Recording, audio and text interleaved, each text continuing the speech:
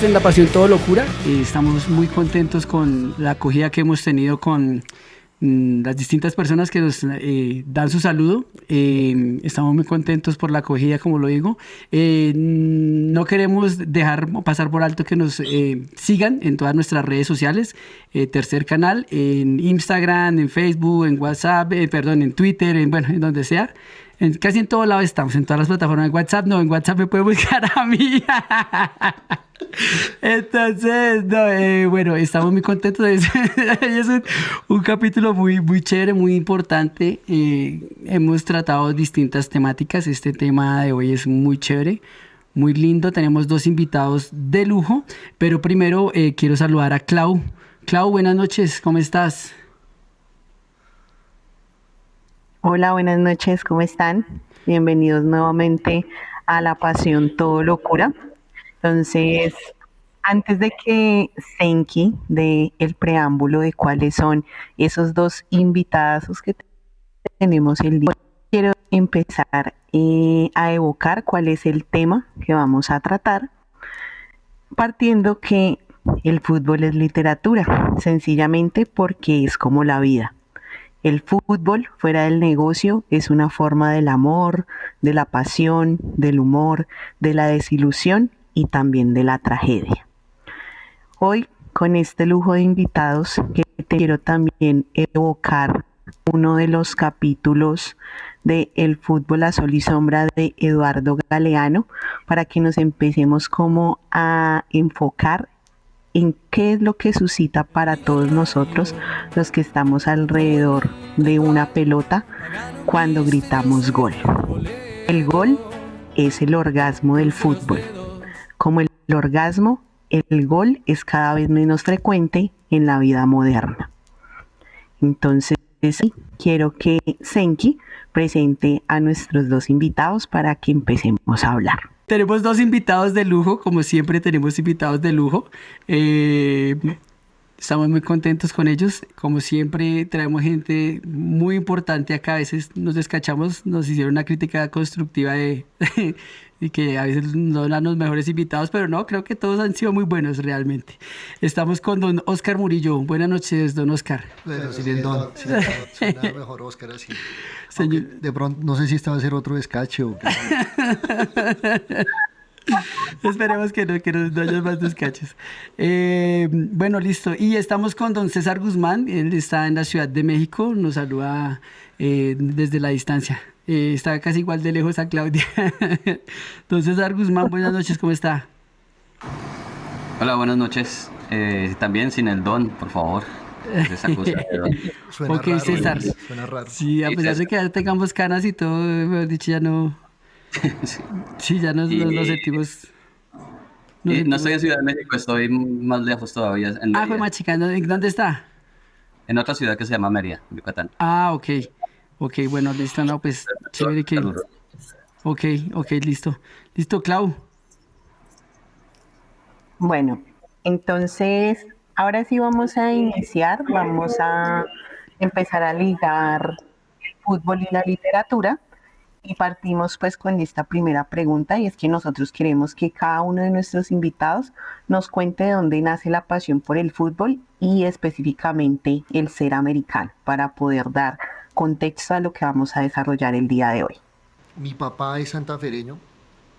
Uy. Y él me lleva, sí, y además él, digamos que por su dinámica trabajaba como en los talleres de mecánica y como en todo ese mundo. Y en ese mundo frecuentaba mucho Alfonso Cañón. Alfonso Cañón era, bueno, creo que siempre fue un asiduo visitante de las cantinas y le gustaba además de eso comer bastante, entonces era, digamos que bastante popular por eso. Y mi papá me lleva, digamos, a ver fútbol por primera vez al Estadio Campín cuando tenía 6 años. Con tan mala fortuna que América gana, es campeón además ese Mala año. fortuna para él. Sí, claro, porque yo creo que los papás siempre esperan que sus hijos también sigan a su mismo equipo, ¿no? Sí, claro. Y ya le había pasado con mi hermano se hace hincha americano y me lleva al estadio a mí también y corre con la mala suerte que América gana, pero además de eso América es campeón ese año y mucha de la base de la selección Colombia de esa Italia 90 viene de América básicamente, pues por supuesto de otros equipos también, pero América era una base fundamental. Creo que ese año para mí fue crucial y sobre todo, digamos, en ese momento creo que me hago americano. Ok. Uy, no, pues tremendo, ¿no? Chévere, todos tenemos como esa historia. Y sí, hemos hablado bastante pues, de los hijos, ¿no? Que algunos serían la pasión full y algunos no son tan fanáticos del equipo.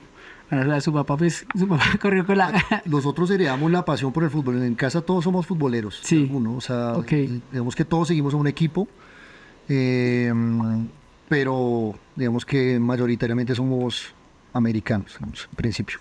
Ok. Listo, don César Guzmán. Don César Guzmán, digamos, ya es acá con los muchachos de Suba, acá ya lo han nombrado. Yo creo que se le han puesto las orejas rojas más de una vez. Don César Guzmán, cuéntenos. César Guzmán, cuéntenos. Para que no nos pues es que uno los ve así como contemporáneos, a uno ya se siente como viejito. Yo sé que usted, bueno, don Oscar vamos más o menos contemporáneos, don César sí ya me echaba unos añitos.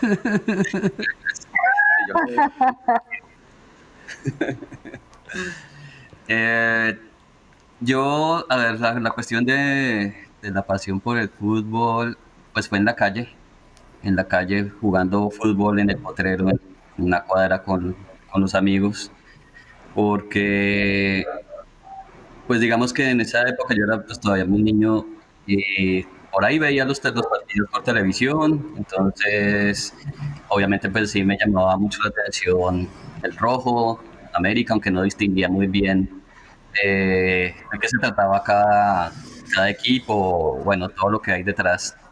Pero digamos que la pasión por el fútbol sí fue en la calle jugando, solo con los amigos del barrio. Y ya pues con lo de América fue por televisión porque en mi casa yo vivía con mi hermana y con mi mamá.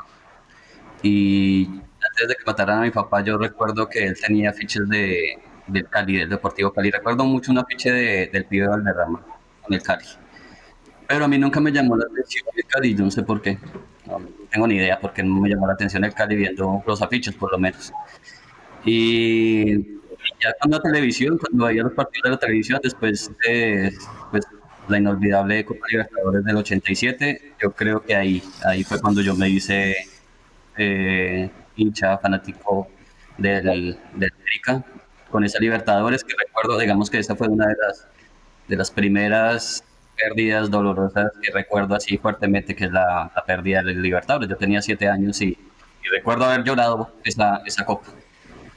Obviamente después, muchos años después, ya cuando era adolescente, pues empecé a ir al estadio. Pues yo no tenía nadie que me llevara al estadio, así como Oscar, que el papá lo llevó, no, pues mi mamá nada de fútbol, mi mamá nada de fútbol. Entonces yo fui al estadio ya cuando era adolescente, pero por mis propios medios.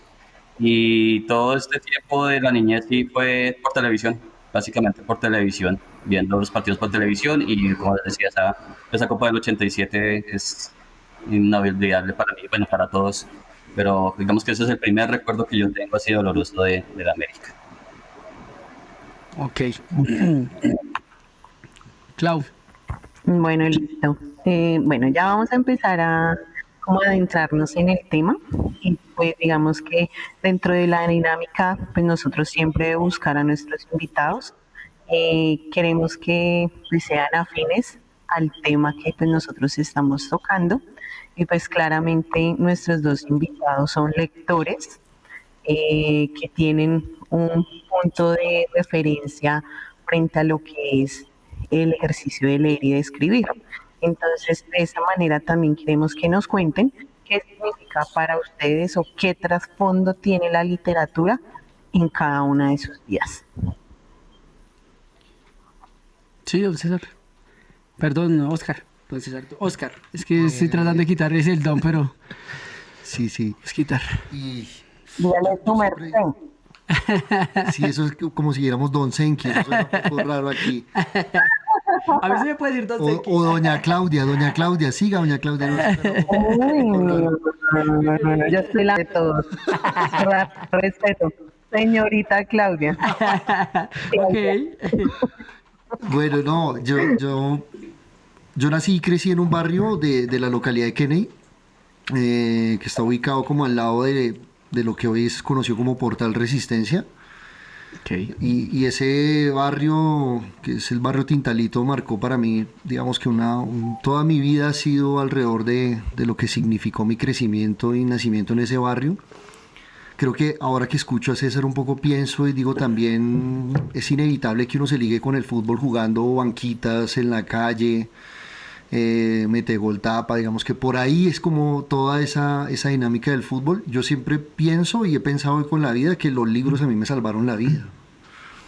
Y no es carreta, es que digamos que esos años de los 90 eran años en los que se vivía una violencia juvenil muy fuerte, lo que es el barrio El Amparo, Tintalito, Britalia.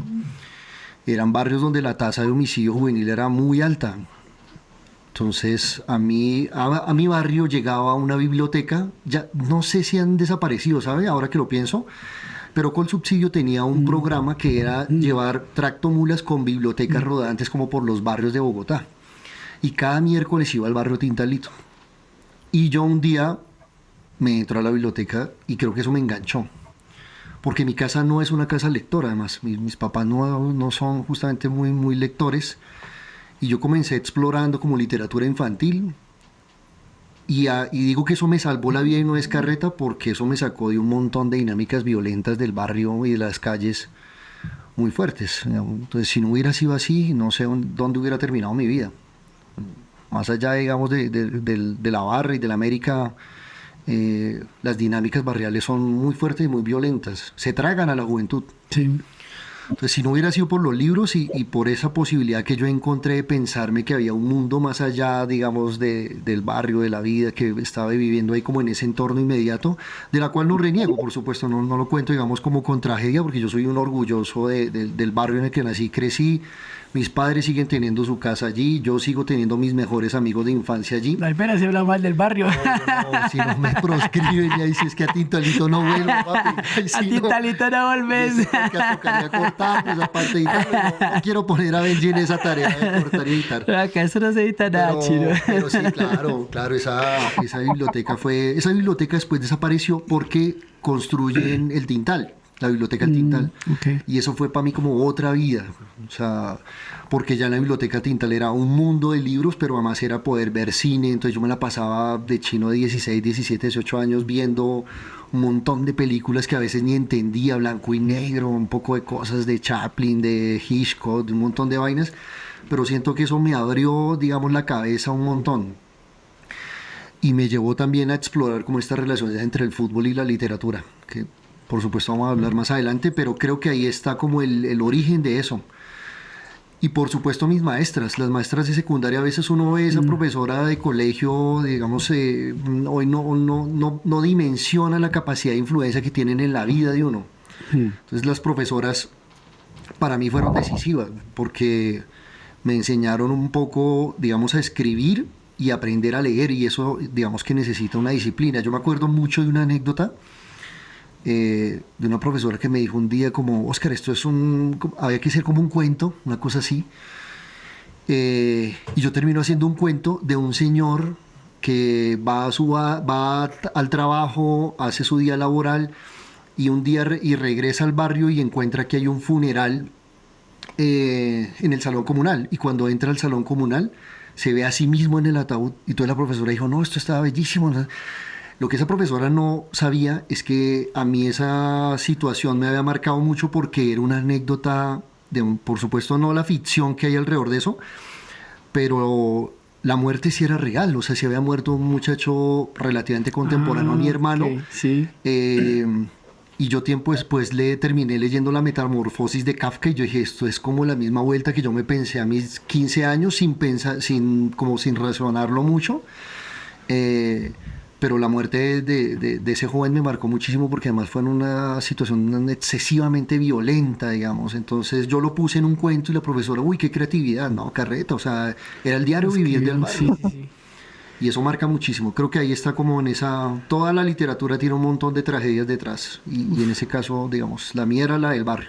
Sí, poderoso, pues, y que, digamos, uno poder escribir y transformar en un cuento lo que está pasando o lo que pasa y pues la gente que es externa y decir, no, pues no, pues normal, es muy bonito eso, pero pues para uno, pues yo también crecí en un barrio como medio pesadito y también es bueno como, pues uno no está inmerso en eso, ¿no? Entonces me parece bien bacano ese tema. César, César Guzmán. Bueno, yo creo que es interesante esto de lo que ustedes hablan, lo que Oscar menciona de la historia de la violencia alrededor de nuestras propias historias, porque ahora me acordaba también de un episodio que cuando les comentaba que pues me inicié jugando o que me inicié por la pasión del fútbol jugando en el Potrero. Hubo un momento en donde estábamos jugando en la noche en el Potrero y asesinaron a un sicario, un sicariato, por medio del sicariato asesinaron allá a un vecino del barrio, ¿no? Entonces son imágenes que quedan así como relacionadas de el fútbol y la violencia y todo esto y creo que ese contexto pues no se puede soslayar, no se puede negar, ¿no? Pero ya directamente con la literatura, yo también digo que la literatura llegó a mi vida pues por las profesoras. No había otro medio si no fuera en el colegio, porque pues en el barrio poco y nada pues, se hacía para que nos acercáramos a la literatura en esa época. Ahora pues afortunadamente ya hay más programas y demás. Pero en esa época, si no era por las profesoras y por lo que lo obligaban, entre comillas, a leer a uno, y digo entre comillas porque para mí era un disfrute, o sea, también recuerdo mucho que el primer libro que leí que me gocé muchísimo fue Juan Salvador Gaviota, que nos lo pusieron a leer en el colegio y me encantó la historia, me encantó todo lo que se narra allí, como pues este personaje, a pesar de las diferencias, pues tiene su propia particularidad, individualidad, etcétera, etcétera, ¿no? Entonces desde ahí yo me empecé a acercar a la literatura y buscaba, digamos, los libros que nos mandaban leer en el colegio. A mí me gustaba tenerlos en físico, o sea, el libro como tal, ¿no? Entonces, pues sí, siempre como que le pedía a mi mamá, bueno, y además en el colegio también nos obligaban a tenerlos en físico. Entonces como que le pedí a mi mamá que por favor me comprara el libro para leerlo porque para mí era inconcebible leerlo en fotocopias o, bueno, en esa época no había computadoras, internet y todo eso, ¿no? En fotocopias. Entonces yo quería tener los libros y de ahí empecé como a guardar esos libros que nos ponían a leer en el colegio y digamos como que ese fue mi ingreso al mundo de la literatura y ya pues más adelante también hice ahí algunos pinitos de la escritura y luego ya con la sociología, que bueno, también hablaremos más adelante, pues hago como trato de hacer ese vínculo, pero para mí en la literatura no debe ser el trasfondo, sino más bien como estar al frente de la vida, estar en todo el momento de la vida, no como algo en el fondo ocultado, sino que algo que nos mueve, que nos mueva diariamente y que nos ponga a pensar en nuestra cotidianidad y muchas otras cosas, ¿no? Entonces, creo que no es un trasfondo, no ha sido un trasfondo en mi vida, sino más bien que ha estado siempre ahí presente, presente, presente. Eso es. Oiga, déjeme contar una anécdota chiquita. Hay un libro que, a propósito de esto que dice César, que yo siempre había querido tener de Juan Villoro, y ahora que he hecho cabeza, me acordaba hoy, César, que ese libro de Dios es redondo de Juan Villoro, lo terminé comprando en Ciudad de México en la última vez que nos vimos. Diciembre, quería César, que en diciembre. Ciudad de México, sí. Bueno, que me diste un par de indicaciones y yo terminé llegando a esa librería y ahí conseguí ese libro que no lo había conseguido aquí en Bogotá. O sea, yo lo había leído como en un par de bibliotecas públicas, pero a mí me pasa un poco lo que dice César. O sea, uno puede hasta leer los libros y luego quiere tenerlos aún ya cuando los haya leído. Eso es como una especie de goma inexplicable porque al final los libros lo van a sacar de la casa a uno, pero uno sigue ahí como Sí, sí, sí. acumulando. César debe tener. Sí, Si uno los quiere tener guardados. Sí, sí. No, y que uno se acerca a ellos en diferentes etapas de la vida o en diferentes momentos de la vida. Y puede que uno tenga un libro guardado por muchísimo tiempo, por muchísimos años o algunos años, y cuando lo tenga y cuando lo lee finalmente es un encuentro maravilloso. Eso me ha pasado mucho con muchos libros o con algunos libros de que los compro porque los quiero tener, pero no tengo la oportunidad de leerlo. Y cuando por fin llega la oportunidad, el encuentro es maravilloso. Chévere, chévere el tema de fomentar la lectura, ¿no? Los colombianos no tenemos ese buen hábito y pues bueno, eso es una invitación para mí también. Aunque ya ha cambiado un poquito, ¿sabes? Ya, Sí. sí, ya ha cambiado Bueno. un resto, que antes estaba mucho más abajo, pero ya ha variado bastante. Vale, ¿ustedes tienen alguna formación lectora o escritora profesional o es empírica? Pues, digamos que depende de lo que uno entienda también por escritura, porque yo creo que César es una persona que por su vida académica tiene que estar escribiendo casi todos los días. Y seguramente en mi vida también tengo que hacerlo. Entonces creo que hay como distintos tipos de escritura que uno puede desarrollar. La académica, que es un poco más ñoña, más acartonada, medio, digamos, como para ciertos círculos, digamos, que se mueven como en ese mundo. Y una que es más de esta que hablamos hoy, que es un poco el cuento, la poesía. Yo personalmente no tengo formación en esa, no la tengo, creo que la he ido desarrollando como producto de la práctica también. Es inevitable, digamos, es imposible escribir bien si no eres también un buen lector. Eso Sí. no hay forma de hacerlo.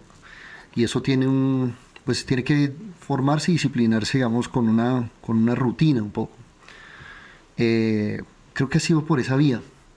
Y yo arranqué, de hecho, fue leyendo, a propósito de esto de la biblioteca de Colsubsidio que llegaba rodante y tal, yo leía básicamente la literatura infantil, y eso que tenía como ya 13, 14, 15 años. Pero sí es una manera un poco de ingresar a la literatura, que a veces te ponen los libros más pesados cuando tú estás en la secundaria y por eso terminas odiando, ¿no? Sí. O sea, terminas odiando a la escuela, a la maestra, a los libros. Pero es porque un poco como no tenemos ese hábito, el hábito se forma de una manera pues un poco agresiva, un poco chocante. Y creo que ahí es donde hay que cambiar el método. Ok. Oscar, una pregunta. Dime. Has mencionado mucho como lo de digamos, como el encuentro con la literatura infantil. Dentro de esa literatura infantil, ¿en tu época te alcanzaste a enganchar de una vez desde el fútbol, digamos, con Aníbal Niño o no? ¿Era desligado al fútbol? No, en principio no. Digamos que no iba tan asociado al fútbol. También porque como lo que leía era lo que estaba disponible, digamos, lo que llevaban en las bibliotecas. Entonces yo me acuerdo que Colsubsidio seguramente tenían tener algún convenio con Norma y llevaban una colección que se llama, porque creo que la siguen editando, se llama Torre de Papel. Y eso salía como por Ah, de colores, papel, que son por exacto. colores. Exacto, yo leía era la roja, que era la de para niños, digamos, pero esa no tiene Sí, sí, mucho que ver sí. con la literatura, perdón, con el fútbol, Con el fútbol. pero sí fue una entrada por esa vía. Ok, Ah, ok, César. listo. Me acuerdo mucho de este tráiler de Colsubsidio que iba a los barrios a llevar los libros. No me acordaba hasta que Oscar lo mencionó. Y el barrio donde yo vivía en Suba nunca llegó ese bendito camión. Pero Que es muy lejos. Y es que No, allí ya tocaba que llegaras a Atena. ¿No?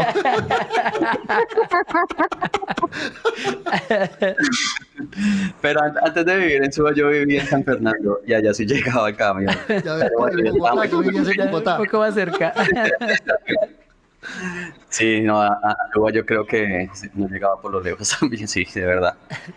Eh, pero bueno, la cuestión de si tengo alguna formación lectora así como profesional, no, como lo decía Oscar, pues me la paso escribiendo todo el tiempo, pero no literatura o no, digamos, digamos, este tipo de literatura que es pues de la que estamos hablando el día de hoy. Pero sí he tratado de vincular en los últimos años, sobre todo en estos últimos años, mi profesión como sociólogo con la literatura. Digamos, como una apuesta que he hecho personal, porque pues sí, la literatura me ha interesado desde que era adolescente o un poco antes. Pero ya de manera profesional sí considero que la sociología y la literatura tienen mucho que compartir y precisamente este año, a inicios de este año, salió publicado un artículo que escribí que se llama así, Sociología y Literatura y a manera de pregunta, un amor imposible. Entonces ahí en ese artículo lo que hago es explorar un poco esta relación de la sociología con la literatura y cómo la sociología se puede alimentar de la literatura, ¿no? En términos digamos, de hacer análisis netamente sociológicos por un lado digamos, usar la literatura como una de las fuentes de análisis sociológico. Y otra, que es la que más me interesa a mí, es cómo la sociología puede aprender de la literatura, cómo los sociólogos y sociólogas pueden aprender de los literatos y literatas a escribir de una manera mucho más amable y no tan acartonada, como decía Oscar, y más ladrilluda, decimos nosotros, ¿no? Escribir esos mamotretos de sociología totalmente ladrilludos que son incomprensibles, pues no. Creo que la sociología debe aprender mucho de la literatura en términos de dar análisis sí, generar análisis que puedan ser leídos no solamente por un público experto, sino pues, por cualquier persona, ¿no? Por cualquier persona que esté o no esté en la academia. Y creo que esa ha sido mi relación con la literatura y he generado, digamos, personalmente como este esfuerzo porque la sociología y la literatura de una manera profesional vayan juntas. Vale, listo. Bueno, se nos está olvidando, no mentiras, no, cómo nos vamos a olvidar de nuestros aliados estratégicos. Queremos saludar a nuestros amigos de la tienda del norte, al buen Patas. Él tiene sus pilusos, gorras, accesorios para la cancha, muy bonitos. Ellos están, Patas está ahí muy atento para atenderles sus pedidos, lo que necesiten, todo lo que tenga que ver con ropa de cancha, ¿listo? También queremos saludar a E2 Diseño, Publicidad. Ellos nos ayudan con todo, o los pueden ayudar con todo lo que tenga que ver con publicidad, desde la publicidad más pequeñita hasta la publicidad más grande, a gran escala, gran formato. Seguro que ahí están nuestros amigos de E2 Diseño, Publicidad, para atender todas sus necesidades con respecto a la publicidad. Y también queremos saludar a los muchachos de la tienda Todo Rojo, que nos han hecho llegar estas camisetas tan hermosas, tan lindas, para que las tengamos nosotros, para que nos veamos bien interesantes, bien chéveres, yendo a la cancha. Soy talla M, ¿no? Esos regalos. A mí no me ha llegado la camiseta. Ha llegado la camiseta. Es que hasta el Catatumbo es más fácil que llegue a suba la camiseta que la de el Catatumbo. Habla en plural, habla en plural. Entonces estamos muy agradecidos con la tienda de Todo Rojo. También todo lo que tenga que ver con burbujitas para el celular, así como estas que tengo acá en el celular, son muy bonitas. Muchas cosas para ustedes. También están atentos en sus redes sociales para atenderles. Listo, Clau, ya pasó el espacio publicitario. Prosigue, porfis. Bueno, quiero, digamos, como que también involucrarme en lo que ellos dos han venido hablando, porque digamos que hubo como un punto en el que tanto Oscar como César hablaron de esa incidencia que tienen o que tuvieron las profesoras de su secundaria en su vida. Entonces, digamos que ahí como que yo me siento identificada desde mi profesión, porque siento completamente que ahora ese pensamiento en los chicos está desligado, ¿sí? Entonces, al día de hoy es súper difícil que de 10 chicos uno reconozca ese valor de la profesora que intenta, digamos, como cultivar ese amor por la lectura. Entonces, digamos, como que yo los escuchaba y yo decía, uy, yo también quiero que por allá en 10 años inviten a un estudiante mío y diga eso, porque yo digo que a modo personal es un orgullo. Bueno, por otro lado también quiero contar cómo fue, digamos, como la forma en la que Claudia eligió en primera instancia ser licenciada en lengua castellana, y todo eso vino ligado también a cuando Claudia llegó a la barra, todo, digamos, el proceso que yo viví estando allí. Entonces, siempre estuve así como enamorada, y yo, digamos que por ahí los que me leen en Facebook con las publicaciones que hago, yo siempre digo que mi papá literario es Eduardo Galeano, y lo hablo siempre así como en presente, porque a todo lado donde yo voy, digamos, dentro de las clases que he llegado, hablo de él como si estuviese vivo.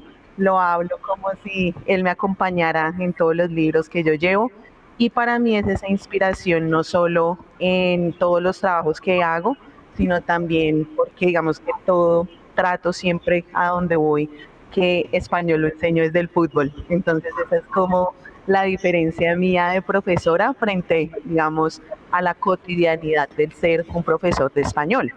Entonces, por eso, digamos que con todo esto que les estoy ahí como contando, quiero abordar la siguiente pregunta y es si ustedes consideran que esa influencia de la lectura, ese ejercicio, debe siempre estar ligado a los hobbies y a los gustales, o sea, independientemente de que sea el fútbol o no, pero en este caso, pues como estamos hablando de fútbol y literatura, ¿ustedes qué creen? Sí, Bueno, señor pues Quitar. bueno, no puedo dejar de comentar lo que ha dicho Claudia. Creo que eso, digamos que tómalo con calma. Eso lo va dando los años. Es decir, cuando uno está en la infancia o en la adolescencia, seguramente no está, digamos, como para decantar esas ideas. Digamos que hoy yo lo estoy reconociendo acá en este espacio, pero yo odiaba hacer mapas conceptuales en el colegio. Hoy creo que es lo mejor que me ayudó, digamos, la mejor herramienta que pude tener para poder como diseccionar una lectura muy densa, y muy pesada, digamos, sobre todo esas académicas, pero yo en secundaria odiaba hacer esos ejercicios. Entonces, calma que eso, digamos, sí te lo van a reconocer, pero eso va a tardar unos añitos y será, digamos, maravilloso cuando eso pase. Lo segundo es esto, sí, yo sí creo que está ligado a los hobbies, o sea, es que como en esta relación con el fútbol, pero a mí me pasa mucho es que a propósito de lo que estás diciendo de Galeano, es que me evocan las imágenes de las cosas que he leído de Galeano.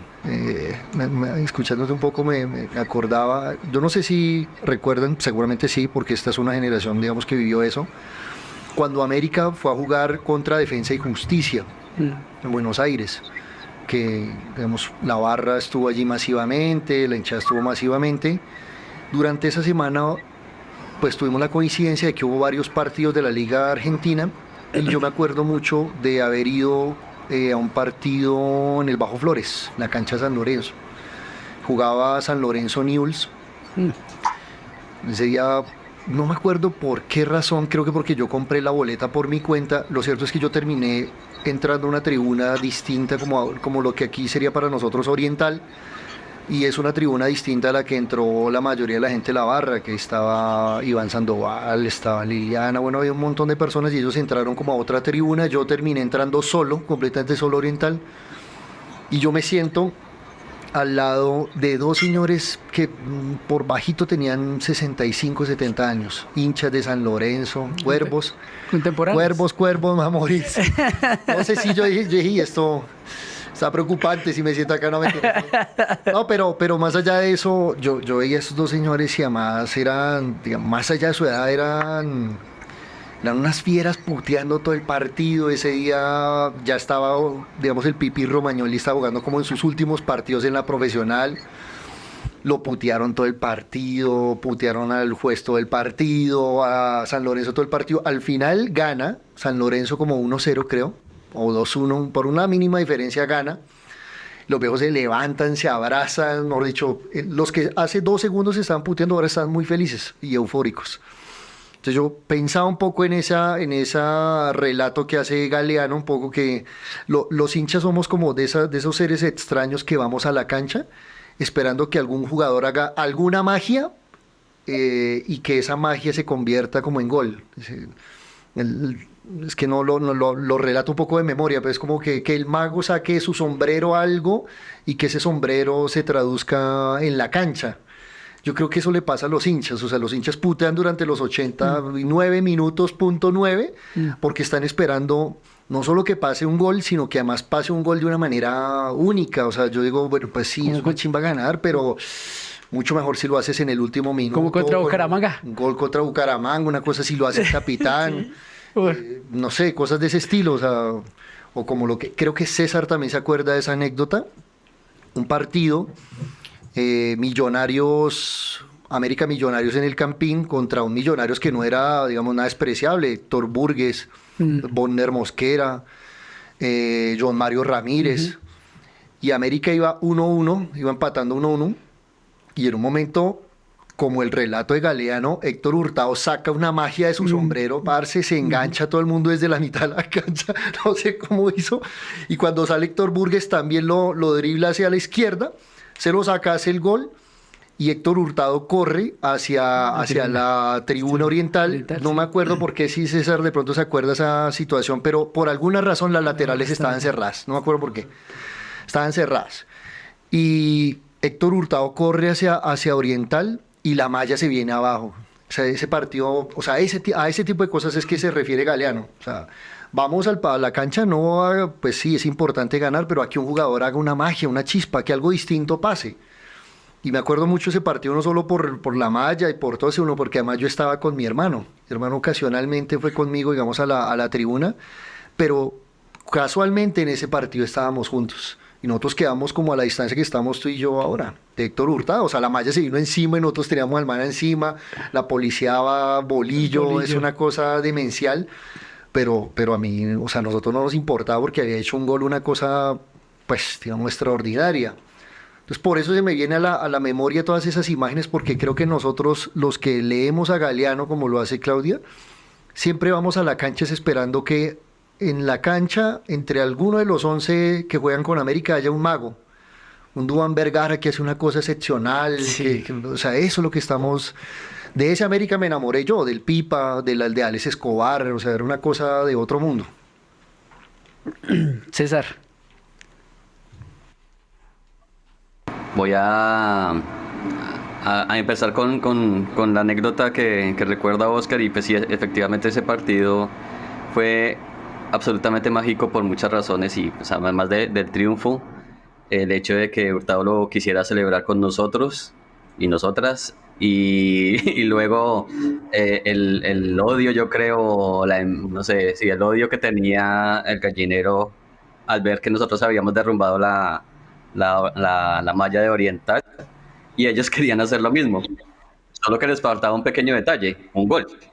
Ellos querían tumbar la malla, Claro, es que la pero avalancha fue una cosa... seguir lo mismo, sí, pero el gol fue lo que nos impulsó colectivamente e instintivamente, como también lo dice Galeano y otros, que el fútbol es algo de instintos.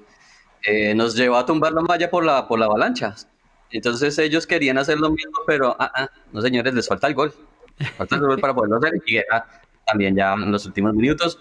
Y luego pues todo lo que sucede ahí con la policía, lo que decía Oscar, pues bueno, ese partido fue uno de esos partidos que uno considera mágicos y que nunca va a olvidar. Además que a Hurtado yo personalmente lo llevo en el corazón, porque después en un partido en Cali contra el Cali, él nos dedicó un gol. Otro de los triunfos contra el Cali, él nos dedicó un gol. Cuando lo entrevistaron en televisión, le dijeron, bueno, ¿a quién le dedica este gol? Entonces él dice, bueno, este gol se lo dedico a los muchachos del Barón y al parche de Subay. Todos allí, más enamorados de Hurtado todavía. No Entonces, tapa tribunas, entonces a Héctor Hurtado ahí.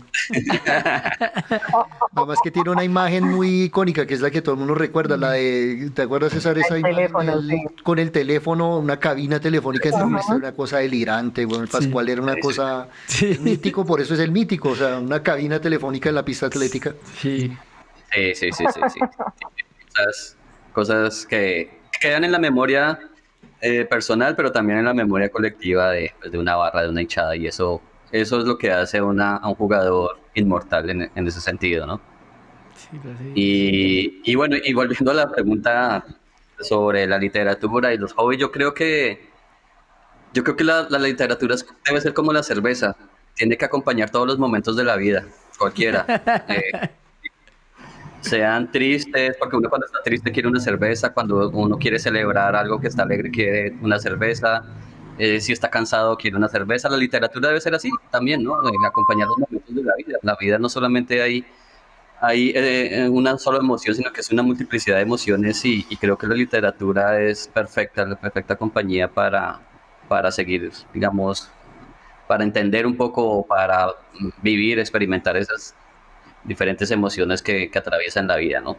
Y cada quien ahí tendrá sus autores y sus autoras para cada momento de la vida. Yo creo que eso también nos lo deberían enseñar un poco en la academia o en el colegio, eh, saber a quiénes podemos o quiénes deberíamos leer en ciertos momentos de la vida, ¿no? Porque hay autores como que, bueno, a mí me pasa eso, que hay autores que me levantan anímicamente, o hay autores que cuando quiero, digamos, sentir la melancolía, pues me acompañan en esa melancolía sin ser más incisivos, pero sí que acompañan. Y así debe ser la literatura, debe acompañar no solamente los hobbies, sino todas las circunstancias que atravesamos en la vida. Y por eso digo que debe ser como la cerveza. Bueno, Listo. Clau, Bueno, qué buena analogía hace César, más claro para dónde, arraigado con la cerveza, sí, faltó. con la amada cerveza. Nosotros tomando agua. Bueno, vamos entonces ya a adentrarnos un poco también en el tema de los autores, pues, digamos que favoritos de cada uno de nuestros invitados. Pero antes quiero también pues que hablemos un poco de Eduardo Galeano, escritor uruguayo, que pues siempre tuvo como que o fue adepto a la realización de comentarios políticos, de mezclar el deporte con la historia y la filosofía. Y voy a leer unos apartes de dos de sus capítulos del fútbol a sol y sombra. Entonces, por un lado está el del hincha. Una vez por semana, el hincha huye de su casa y asiste al estadio. Flamean las banderas, suenan las matracas, los cohetes, los tambores. Llueven las serpientes y el papel. La ciudad desaparece, la rutina se olvida, solo existe el templo. En este espacio sagrado, la única religión que no tiene ateos exhibe a sus divinidades. Aunque el hincha puede contemplar el milagro más cómodamente en la pantalla de la tele, prefiere emprender la peregrinación hacia este lugar donde puede ver en carne y hueso a sus ángeles, batiéndose a duelo contra los demonios de turno. Ahora voy con el del fanático. Voy a tomar ya como una partecita del final que dice: en esencia mira el partido pero no lo ve. Lo suyo es la tribuna. Ahí está su campo de batalla. La sola existencia del hincha del otro club constituye una provocación inadmisible. El bien no es violento, pero el mal lo obliga. El enemigo, siempre culpable, merece que le retuerzan el pescuezo. El fanático no puede distraerse porque el enemigo acecha por todas partes. También está dentro del espectador callado, que en cualquier momento puede llegar a opinar que el rival está jugando correctamente y entonces tendrá su merecido. Bueno, entonces ya digamos que con estas líneas que les compartí de mi papá literario, quiero que ahora sí hablemos sobre la diferencia que ustedes a partir de esta concepción que nos trajo Galeano, que nos la dejó en medio de su literatura, el hincha y el fanático. Entonces, a partir de esa diferenciación, ¿en cuál posición considera que está cada uno de ustedes? Porque pues digamos que yo creo que yo inicié como hincha. El tiempo como de la barra pasé a la del fanático, y ahorita nuevamente estoy como en la del hincha, porque digamos que sí me desligué muchísimo de la barra y entonces como que ya ha bajado como también ese nivel y ya como que vivo mi pasión, pero ya no tan en estado de epilepsia. Entonces, ¿cómo la ven ustedes? No sé, a mí me gusta esa parte de Galeano, esos dos textos que has leído. A mí me cuesta un poco distinguir entre el hincha y el fanático. O sea, yo sí que, digamos que si te das cuenta un poco, Claudia, en el fanático él básicamente asocia un poco no al hincha solo, sino que lo agrupa en una masa que finalmente es la que se forma como una barra. Pero finalmente el amor por el equipo es el mismo. O sea, yo siempre digo que al hincha sí, o por lo menos esa siempre ha sido mi perspectiva, los hinchas hay que respetarlos. Digamos, ese hincha que va a Occidental, Los patos. Por ejemplo, esa categoría nosotros ya debemos cuestionarnos. Sí. Hay mucha gente que no va al estadio no porque no quiera, sino por la condición que sea la Claudia. Está en el Catatumbo, pero también hay gente que vive en Cali. Pero también, Pato. Pero también hay gente que vive en Cali y no puede ir porque su vida no le da para eso, porque es vendedor ambulante y tiene que pensarse entre pagar una boleta de 30.000 pesos o alimentar a su familia. Es que sea el Pecoso Castro, ¿no? Es el dilema que se enfrenta en la vida cotidiana. Entonces no es que ese hincha sea más hincha que yo, lo que pasa es que tenemos condiciones sociales distintas, pero ese hincha que no puede ir a la cancha ama tanto a la América como lo amo yo. Y digamos que yo pienso un poco en Claudia porque yo también tuve la oportunidad en algún momento de mi vida de trabajar en zona de conflicto y zona selvática, y a mí me impresionó, por ejemplo, llegar a una zona de la Macarena en el sur del Meta y encontrarme un billar completamente decorado de rojo se llamaba Hecho América, o sea, era todo alrededor de la América. Entonces yo pensaba, esta gente es igual de hincha y quizás igual de fanática que yo, que voy a la cancha y voy a la tribuna popular, solo que tienen una condición de vida distinta y están aquí en la selva colombiana. Pero no es que amen más a la América o menos que yo. Lo que pasa es que tienen vidas distintas. Entonces, yo me costaría distinguirme, porque es que además a mí me educó un hincha. Mi papá era un hincha. Y nos fuimos encontrando en el transcurso de la vida en una barra y eso nos llevó a ser fanáticos, pero creo que esa condición de vida nunca se te va. O sea, para mí creo que eso hay que respetarlo mucho. A propósito de esta anécdota que estoy contando en San Lorenzo y en el Bajo Flores, esta gente mayor, digamos, es sumamente respetada en la cancha. O sea, nadie se le hubiera ocurrido, digamos, empujar a esos señores.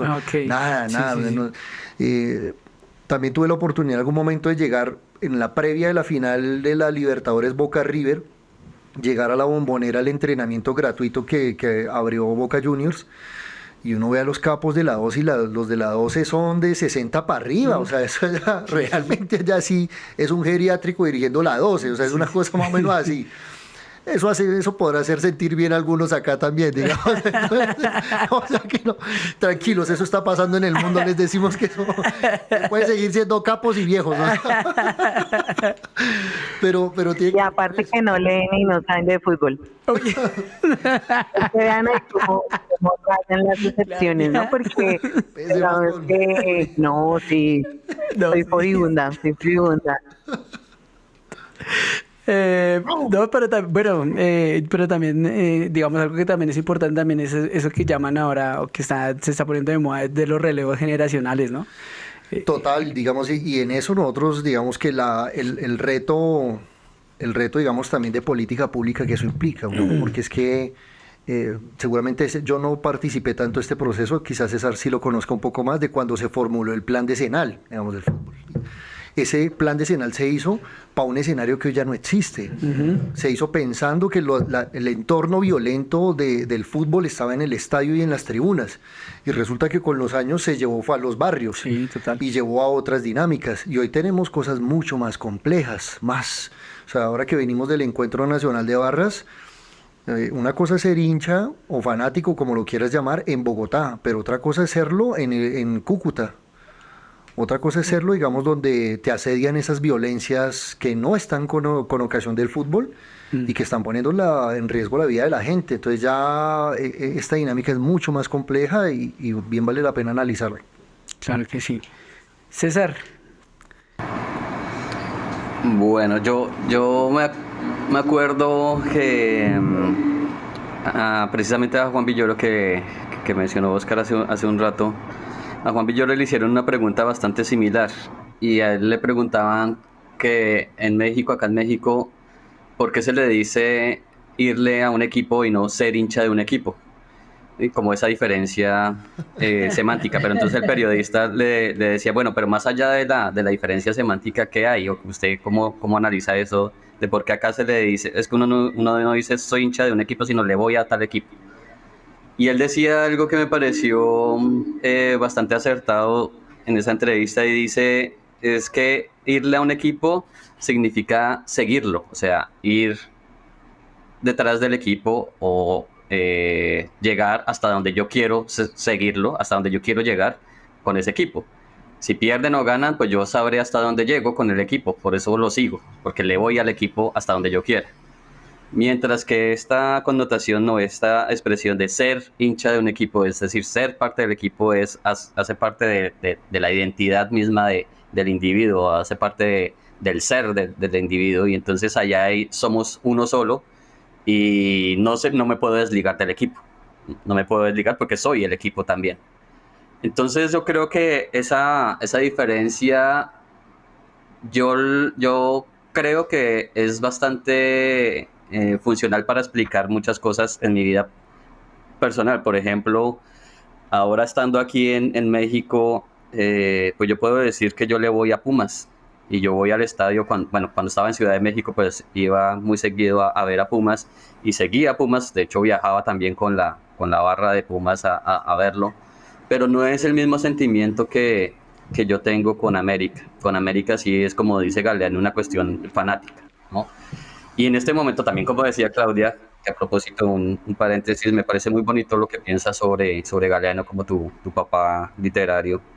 Me parece una muy bella expresión y un bello reconocimiento que le haces. Junto con Claudia, pues yo también digo que, bueno, yo en este momento como que yo pienso que uno puede ser varias cosas, o puede ser las dos cosas al tiempo y no pasa nada, ¿no? Uno puede ser hincha y puede ser fanático, ¿no? Si viniera a América a jugar aquí, pues yo me volvería fanático, o sea, sería un fanático más, sería otra vez la barra, como dice Galeano en el texto que leyó Claudia, diciendo que la sola presencia del adversario ya es molesto para mí, pero pues en este momento simplemente soy, o no simplemente, sino que más bien tengo ese carácter de hincha, de seguir al equipo, de seguir al equipo por televisión en este momento, no hay de otra, y de emputarme y de gritar frente al televisor y todo lo demás. Pero creo que ahí no, o sea, no hay conflicto con el que uno puede hacer una y la otra cosa al mismo tiempo. Creo que son momentos de la vida, también como lo decía Claudia, ¿no? Son momentos de la vida que lo llevan a uno a ser o más fanático o más hincha, sin que eso sea una contradicción en sí misma.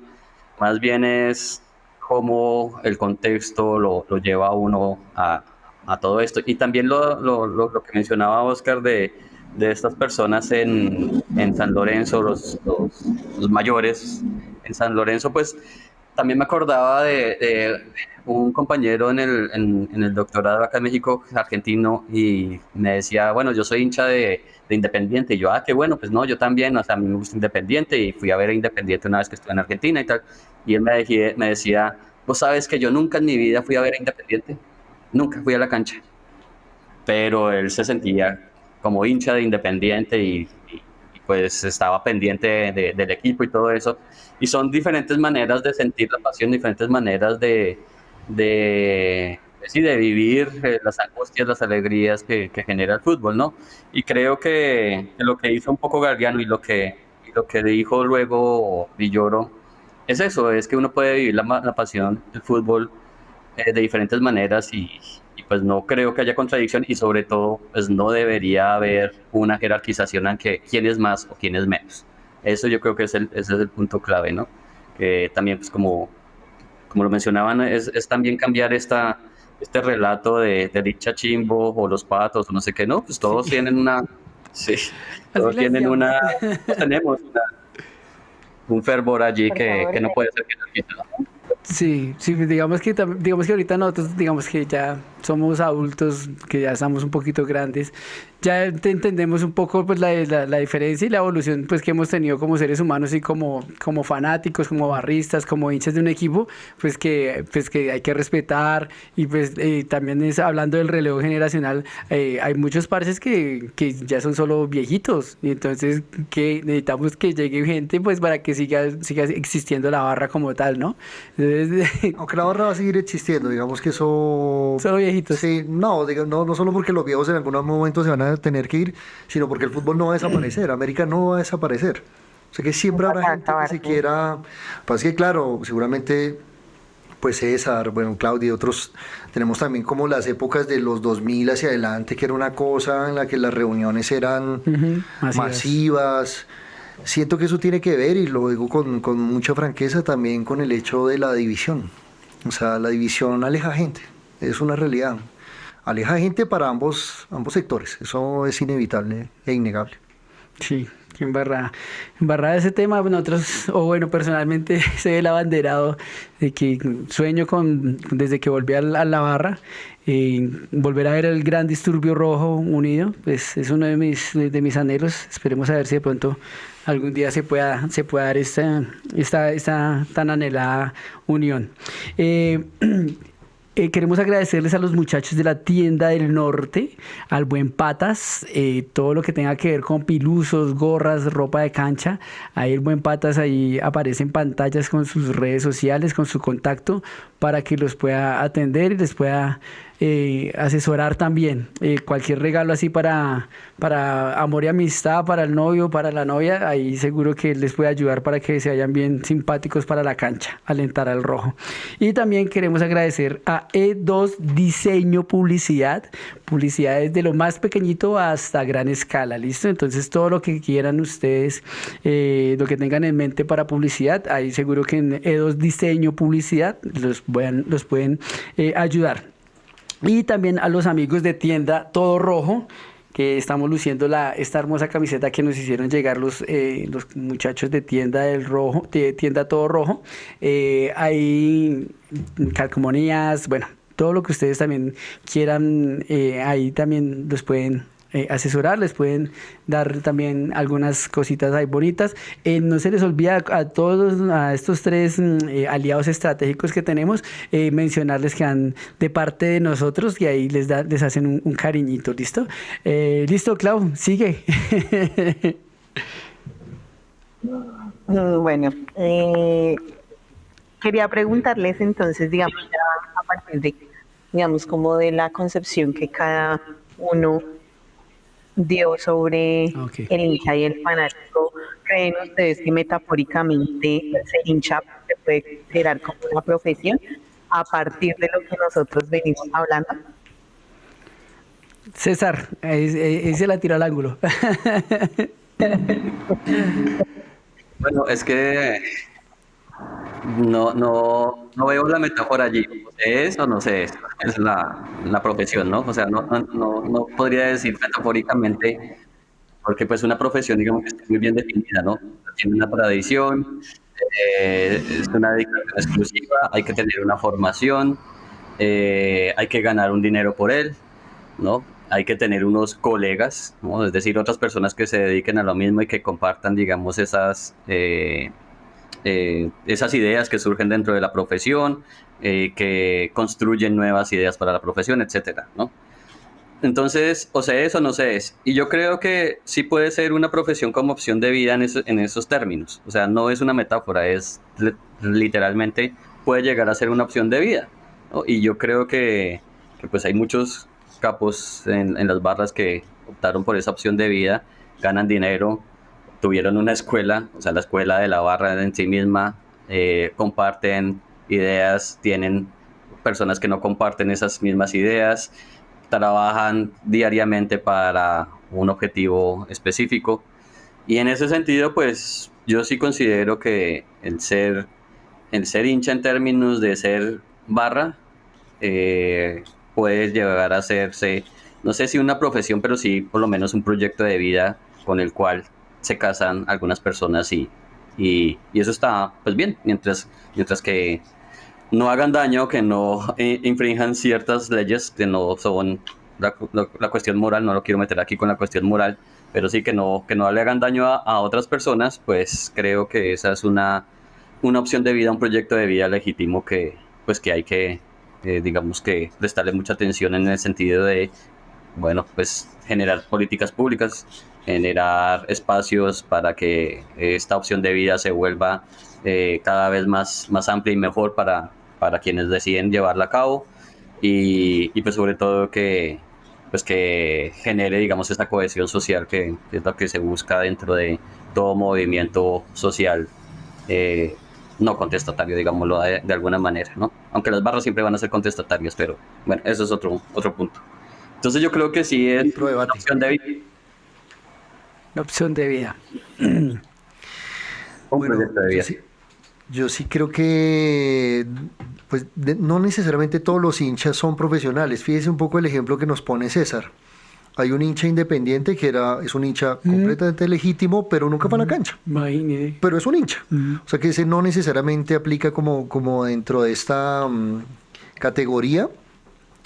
Escucho un poco a César y sé que César además es conocedor amplísimo de la sociología de la ciencia y un poco de esto, y pienso también que una particularidad un poco de esta comunidad es que sí puede haber una comunidad que genera saber, o sea, sí creo que hay cada vez más hinchas que se están volviendo profesionales también porque hay una necesidad. ¿Cuál es esa necesidad que yo identifico? Ya hay periodismo deportivo, salvo contadas excepciones, Pino Calad y otros más allí que vienen haciendo como una cosa alterna.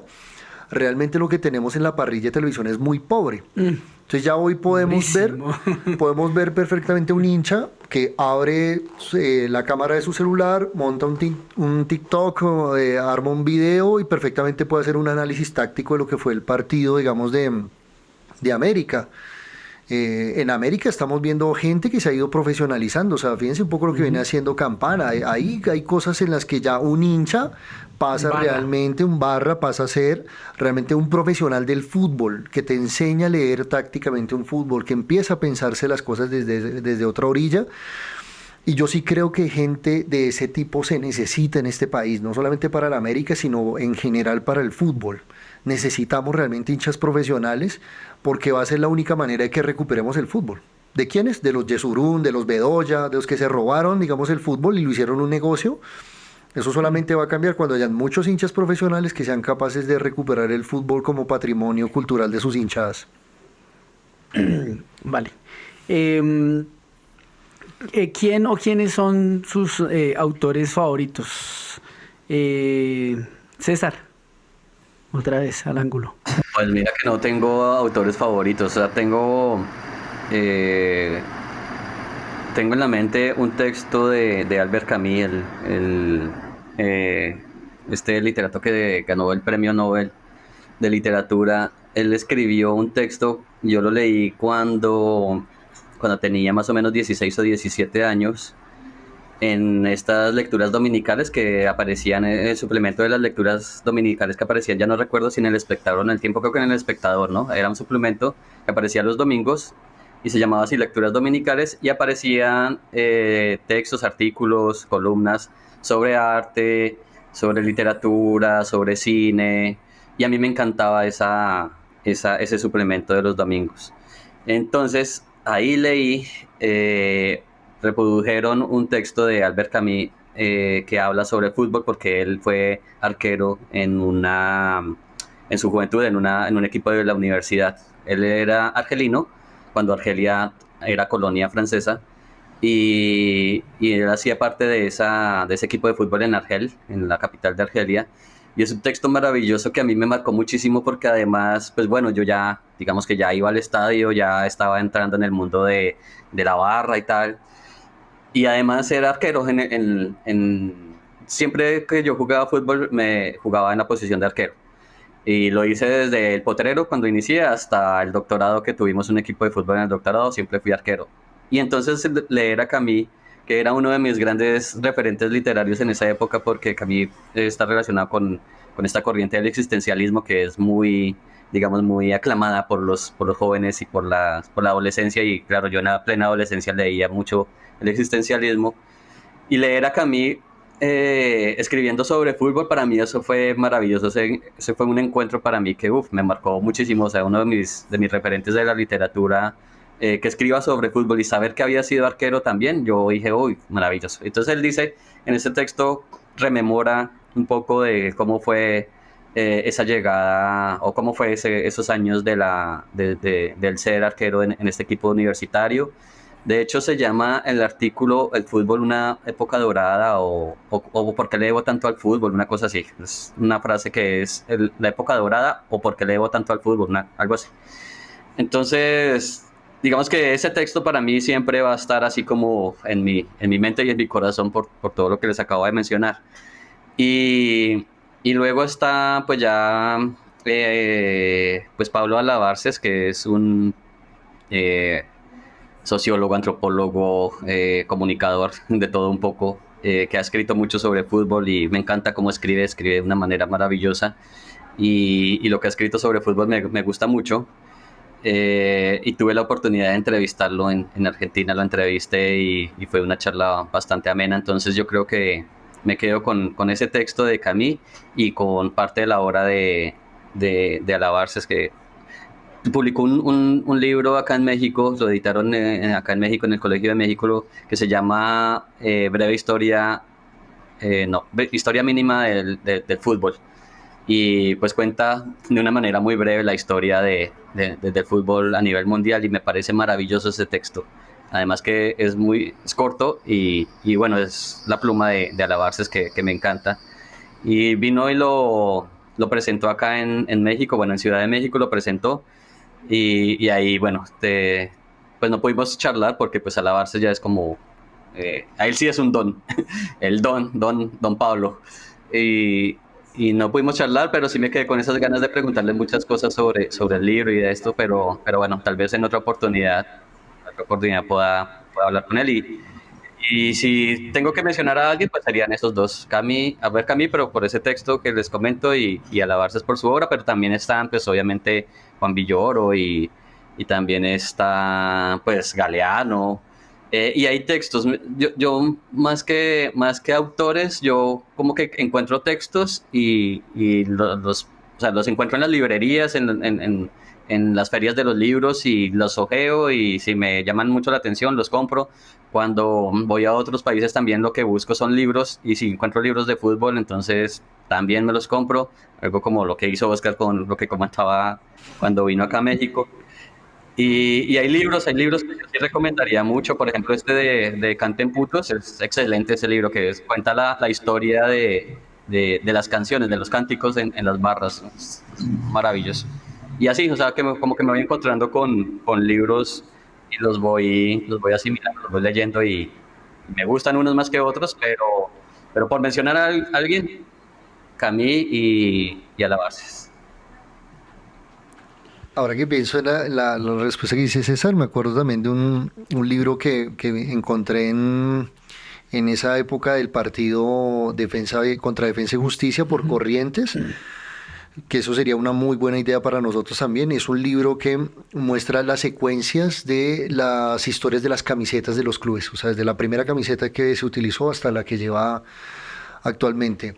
A mí me pasa un poco lo que dice César, digamos que yo encuentro, es como autores que aparecen con un texto y eso, digamos, como que te abre posibilidades. A mí me gusta mucho Oscar Wilde, el retrato de Dorian Gray, creo que es un texto maravilloso y cumbre. Y en esta relación de literatura-fútbol, definitivamente me quedo con Juan Villoro. Con todo y que hay otros trabajos muy buenos, ese trabajo que hace Martín Caparrós sobre Boquita se llama. De hecho es muy bueno porque es una historia contada con mucha picardía, cuenta un poco cómo se construye el Boca Juniors alrededor del barrio de La Boca. Eh, Incluso uno no deja, yo leí Boquita y luego evocaba, pues tuve la oportunidad, digamos, de entrar a la Bombonera y pensaba en una cosa que él decía y es que entrar por el vomitorio de la Bombonera es recorrer como una corriente de amoníaco, decía él. Dice, ¿cómo es esto? Y claro, es que es verdad, es impresionante el olor a chichi que hay concentrado en los vomitorios de la Bombonera. Dice, claro, aquí está toda la... O sea, realmente uno entiende un poco lo que hace Caparrós con todo eso y cómo puede convertir en obra un olor, digamos, tan fétido, porque realmente es muy fuerte, pero además es una característica de varios vomitorios, o sea, es una cosa muy particular de la Bombonera. Y Juan Villoro me gusta mucho uno, de hecho, él lo estaba revisando. Y hay una parte de La Pasión muere a lo último, que siempre me gusta mucho porque dice, es como, lo voy a leer a propósito de lo que ha hecho Claudia hoy, dice, no es por presumir, pero me llevo bien con la derrota. El mérito no es mío, sino del fútbol mexicano. Si nuestra alegría dependiera del marcador, seríamos profesionales de la tristeza. Los resultados adversos y los goles fallados a 1 metro de la portería nos han acostumbrado a disfrutar del juego sin pedirle demasiado a la diosa fortuna. Nuestro grito de guerra, sí se puede, es un recordatorio de que los nuestros casi nunca han podido. Y yo pensaba, y claro, esto, marica, ser hincha del América no está hecho para cualquiera. O sea, América es como un equipo que está al borde o de la gloria o del abismo. Sí. Y me hacía acordar mucho esa frase del sí se puede. Me trae mucho a la memoria ese partido del año 2000. América realmente tenía un muy buen equipo con el cual enfrentar la Copa Libertadores y Cuauhtémoc Blanco nos pasó como una planadora. Sí. Pero hay un gol en el que, o sea, hay un momento en el que ya íbamos perdiendo 2-0 con 2 goles de Cuauhtémoc además y el Panzer Carvajal hace un gol de media distancia, pero un golazo. Y el estadio que además estaba completo. Yo he visto el estadio del Campín 2 veces lleno. Sí. En ese partido contra el América de México y cuando volvimos a Primera División contra Equidad. Yeah. Mucha gente recuerda más contra Equidad porque seguramente Sí, claro, pues más por reciente. un asunto generacional. Pero yo sí me acuerdo haber visto el estadio del Campín contra el América de México completamente lleno y el estadio cantando sí se puede, sí se puede, sí se puede. Pues claro, es que los nuestros siempre han sido los que siempre han estado cerca de la gloria continental, las finales de la Libertadores. Entonces un poco me conecta con Juan Villoro por eso, porque creo que describe muy bien lo sufrido que es el hincha de América. Juan Villoro es un escritor del relato del sufrimiento alrededor del fútbol y creo que eso, digamos, es una característica de este hincha. Y además porque Juan Villoro es hincha de Necaxa, ¿no? Y es un Del equipo que hace Necaxa, sí. todo el tiempo. Entonces, él tiene no voy a decir una contradicción, sino que tiene algo particular que es hincha de Necaxa, pero también de Barcelona, porque vivió allá y su papá es de Barcelona y entonces tiene ahí una relación muy, muy cercana con Barcelona. Entonces es un equipo totalmente exitoso en España y a nivel mundial con otro equipo que es Necaxa, que no gana nada y de hecho pues ha tenido mucho sí, pobre Villoro y pobre Don Ramón que eran hinchas de Necaxa.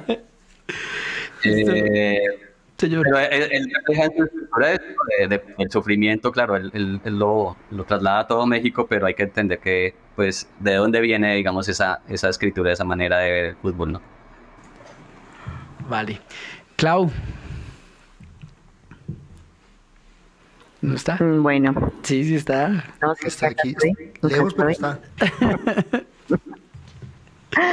Ya nuestros dos invitados hablaron de una palabra que es sufrimiento, una palabra también común a lo que nos une a nosotros al ser americanos.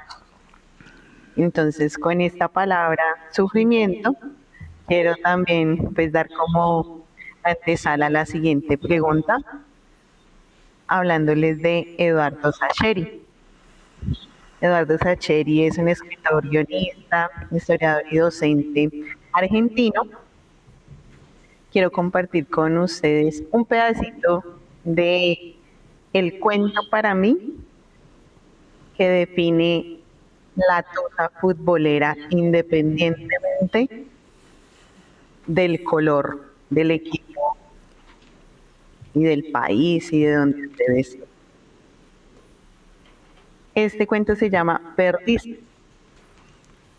Dice, 8 letras que te sitúan en la vida con la feroz economía de lo verdadero. Perdiste. No te tocó a vos pisar el césped y lucir esa dieta que tanto querés, ni saltar a crear en ningún tiro de esquina. Pero perdiste. Y entonces tendrás más remedio que sentir loco o estúpido. O mejor, vas a sentirte las 3 cosas al tiempo y vas a tener razón. Por eso no vas a permanecer callado cuando te pregunten, si es que alguien te pregunta, porque también puede ocurrir que con semejante mañana, con semejante sol, con semejante asado por venir, a nadie se le ocurra detenerte lo suficiente en tu cara de estoy pero no estoy, quiero pero no quiero.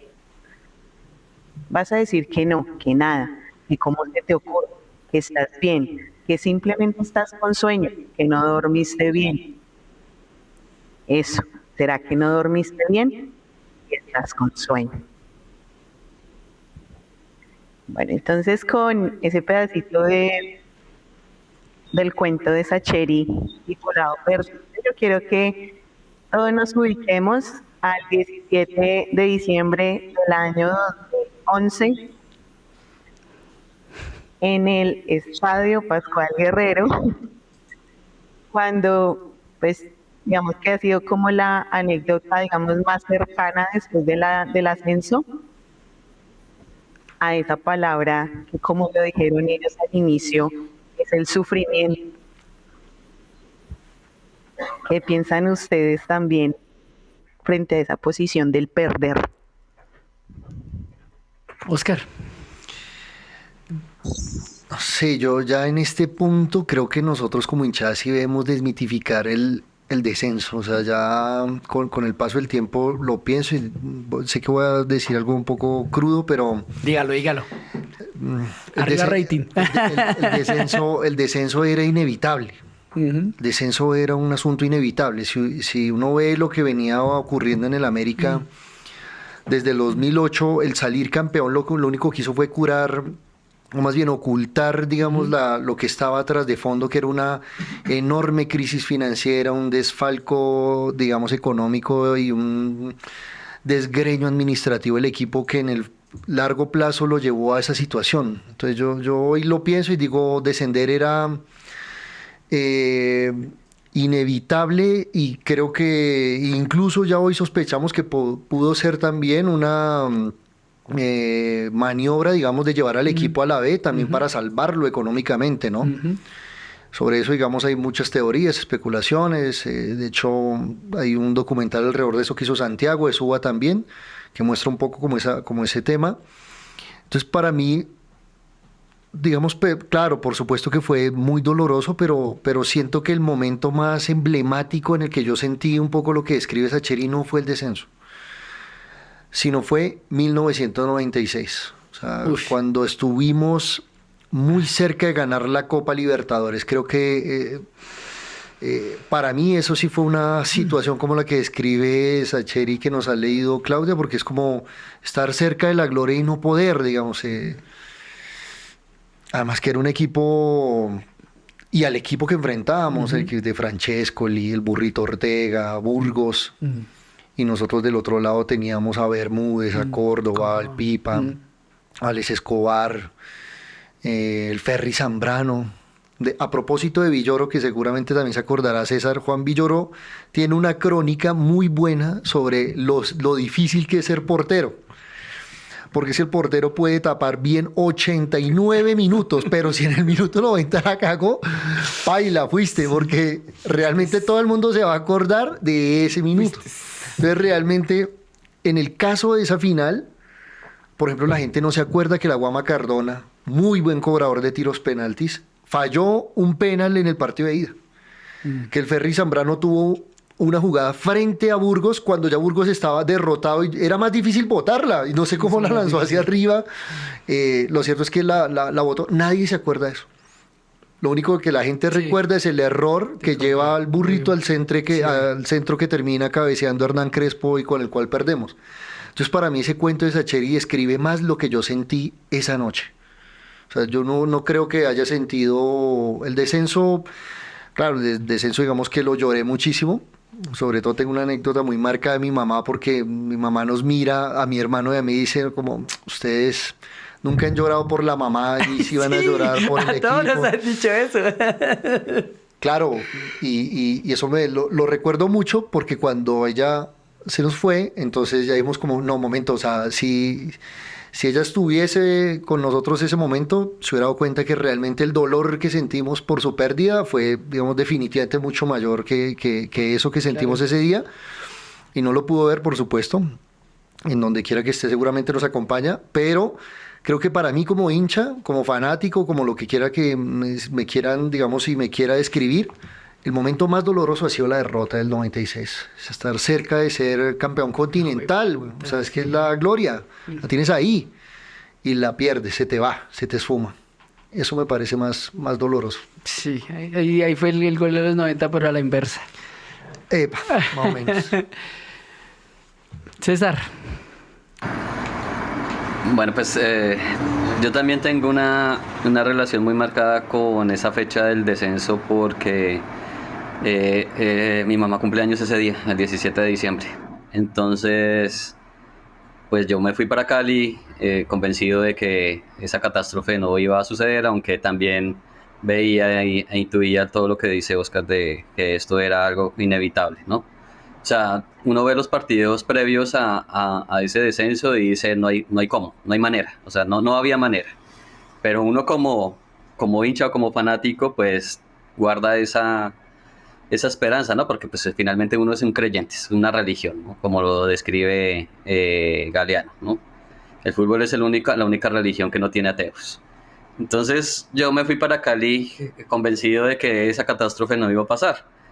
Ese día cumplía años mi mamá, yo la llamé desde Cali antes del partido, le dije que, pues, que perdón por no estar en la celebración de su cumpleaños, pero que sabía también que ella entendía por qué yo no estaba al día de su cumpleaños en ese momento en Bogotá y sí ahí en el Pascual. Ella me dijo, tranquilo, sí, yo entiendo, ojalá pues ganen, porque además mi mamá me apoya, o sea, cuando hay algunas, no discusiones, sino como que, pues juega América contra Millonarios, entonces pues mi mamá dice, sí, que gane América, por apoyarme. Ella aprendió a ser hincha gracias a mí. Entonces, bueno, ella me dijo que no pasaba nada, que tranquilo, y bueno, pues ya pasó lo que todos sabemos. Y, y al releer el cuento, ahora que lo releí, y al releer ese relato de Sachi Ari, yo creo que sí sentí muchas cosas de lo que él describe, sobre todo esta cuestión de la soledad, de cómo la soledad llega y ahí es cuando uno ve que finalmente hay un derrumbe total, ¿no? O sea, él lo describe como la pérdida de un partido más, un partido menos. Pero para nosotros esa fecha yo creo que sí fue bastante significativa porque se derrumbó no solamente los 3 puntos que describe el relato, o se perdieron solamente no solamente esos 3 puntos, sino que se perdió mucho más, ¿no? En términos simbólicos, quiero decir, en términos de lo que representaba y representa ahora, de nuevo, América para el fútbol colombiano, ¿no? O sea, era un equipo grande, era el primer equipo grande que se iba al descenso y eso simbólicamente marca mucho en la cultura pues en la cultura en general de un país, no quiero decir solamente la cultura futbolera, sino la cultura de todo un país, ¿no? De cómo un grande se va al fracaso. Y unos se divierten con eso, se divirtieron con eso, la gran mayoría pensaba que eso era algo que podían sacar provecho en términos de memes y, y burla, y pues eso hace parte de esta contienda del fútbol. Pero otra gran mayoría también, que éramos muchos, y hinchas y no hinchas de América, decían que pues que eso no debía haber pasado, ¿no? O sea, que eso no, que un grande no se debería ir. Y entonces volviendo al relato, yo creo que yo sí sentí eso en la soledad, digamos, en ese momento, y sí, sí, y yo creo que pues cada uno de nosotros tiene unos sentimientos y unas historias pues muy íntimas y muy particulares y cada uno lo vivió a su manera. Pero yo creo que al recordar este relato, al recordar la fecha con este relato, yo ahí sí pienso que fue en la soledad cuando yo me di cuenta que todo se había acabado en el mundo futbolístico, por lo menos para mí en ese momento. ¿Y qué fue lo que hice? Bueno, primero, cuando fui a Cali y después del partido, yo no me devolvía, yo no viajé con la barra, yo viajé por avión y yo me devolvía después. Yo dije, me voy a quedar unos días y me regresó a Bogotá, cuando vivía en Bogotá en esa época, me regresó unos días después. Entonces yo me quedé con la gente del Barón y entonces como que todos colectivamente hacíamos o evitábamos lo que se quiere describir en el relato, y es evitábamos la soledad, porque en colectivo digamos que, voy a decirlo con mis palabras, el colectivo como que se sufre menos o no se siente tanto el dolor. Y entonces fueron como 3 días de borrachera, pero era una borrachera de todos, borrachera literal y borrachera, digamos, anímica, ¿no? Y nunca estuve solo en ese momento. Cuando me regreso a Bogotá, ya cuando estoy en el aeropuerto y llego a Bogotá es cuando yo empiezo a otra vez encontrarme con esta realidad de, bueno, ya pasó este sentimiento compartido de lo colectivo, y ahora qué, ahora viene todo lo que describe él en el relato, ¿no? El tener que mirar a las caras a los demás, el tener que escucharles, tranquilo, aquí no pasa nada, la vida continúa, no sé qué, ta, ta, ta, ta. Y yo quise evitar más ese momento de soledad. Cuando llegué a Bogotá, yo vivía en el centro, y cuando llegué a Bogotá lo primero que hice fue emborracharme otra vez y llamar a la gente de Suba que llegaran a mi apartamento para, pues para colectivamente enfrentar ese momento. Efectivamente llegaron unos, pero no llegaron, o sea, ya como que nos enfarramos ahí en el centro, y después nos fuimos para Suba, en donde fueron como otros 2 días de farra. O sea, para mí era evitar, y eso lo entendí, lo entendí después con ese relato, evitar ese momento de soledad, porque es ahí en donde uno realmente siente el dolor de lo que pasó. Pero bueno, digamos que en algún momento tenía que pasar la borrachera, en algún momento tenía que volver al trabajo y demás. Afortunadamente estaba en vacaciones, por eso pude hacer lo que hice, emborracharme como 5 días seguidos, buscando pleito por todo lado. El que me dijera descendido, el que me dijera se fueron a la B, pues ya te iba a responder como un fanático, como lo describe Galeano, como un fanático en donde no se acepta, o solo la presencia del contrario es casi que inaceptable. Bueno, todo eso. Pero yo creo que en términos personales sí describe muy bien esto de cómo la soledad es donde tú te das cuenta que realmente se perdió mucho más que 3 puntos o mucho más que un partido, sino que se perdió algo mucho más profundo. Y yo lo viví así con el descenso. Y estoy también, o sea, sí estoy de acuerdo con Oscar en que debemos desmitificar eso, pero yo pensaba más en desmitificar el ascenso, más que el descenso, el ascenso. Porque, y ahí sí me peleé con muchos del parche, querían celebrar el ascenso. Yo dije, no, esto no hay que celebrarlo. Esto no debe ser parte de la historia de América. ¿Sí? Porque celebrar un ascenso es celebrar el fracaso, es celebrar esa derrota, y tiene que ser digamos que tiene que estar desmitificado de esa historia nuestra, aunque no borrada, no silenciada, no invisibilizada, pero no tampoco tiene que ser mitificada. O sea, para mí el ascenso fue así, bien, ascendimos, pero hay que seguir adelante y hay que borrar esa historia, o no borrarla, hay que, digamos que reconstruir la historia de lo que significaba América y lo que significa hoy América en la cultura, pues, del país, que es uno de los grandes, y que creo que muchos estamos de acuerdo en que eso no debió pasar, aunque toda la institucionalidad lo llevó a que eso pasara, ¿no? Otro dato, otra anécdota es que después, en esos días de borrachera, yo prometí que me iba a tatuar la fecha del descenso y del ascenso, para precisamente que ese momento de esa historia no se mitificara, o no se olvidara, sino que más bien para que nunca más volviera a pasar. Y yo me tatué las 2 fechas, la del descenso y la del ascenso, y abajo me tatué nunca más, precisamente para eso, no para invisibilizarla, no para borrarla, sino para que esto que sucedió o sea, no volvamos a caer en eso, por todas las condiciones que ya ha mencionado Oscar, que yo estoy de acuerdo de todos los problemas que hubo a nivel económico, pero también a nivel extrafutbolístico que hubo allí, ¿no? Toda la cuestión de la ley Clinton y demás, ¿no? Entonces, bueno, pues eso es algo que no vamos a olvidar, tal vez, que no podemos borrar de la historia, pero que sí hay que darle otro sentido. Por eso yo fui de los, no sé si de los pocos o de los muchos, que nunca celebró el ascenso.